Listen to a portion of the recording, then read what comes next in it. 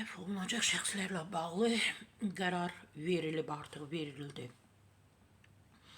Azərbaycan Prezidenti yanında əfv məsələləri komissiyasının növbəti iclasının vaxtı müəyyənləşib. Növbəti toplantı aprelin sonlarına nəzərdə tutulub. Bunu Telegraf açıqlamasında komissiyanın üzvü Milli Məclisin İctimai Birliklər və onun Dini Qurumlar Komitəsinin sədri Fasil Mustafa bildirib. Bilirsiniz ki, insanlar daima əfv olunmalarını, yəni o tarixi gözləyirlər. Təbii ki, bunu dövlət başçımızdan həmişə bu addımlar olub. Yəni hər il bu addımlar təkrarlanır.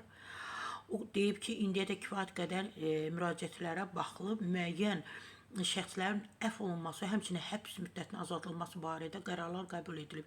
Komissiya üzvü kimlərin əfvə düşəcəyi ilə bağlı suala belə cavab verib. Adlar və dəqiq say prezident tərəfindən əfv sərəncamı imzalananda məlum olacaq.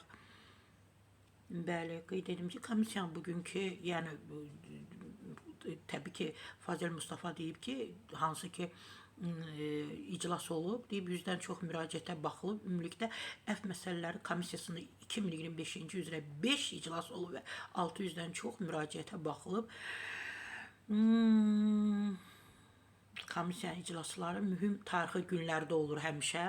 Məsəl üçün, deyirlər ki, tutaq ki, may ayında hansı günləri var, o günlər deyir ki, mütləq əfv olacaq. Məsələn, digər aylarda da, bax, bu əfvlər gözlənir. Allah hər birinin qapısını açsın. Biz təbii ki, ağıllı, cəsarətli, dünya görüşlü, ziyalı adamlar var ki, onlar orada ömürləri, günləri gedir. Təbii ki, Allah onları hifz etsin, bağışlasın və qapılarını açsın.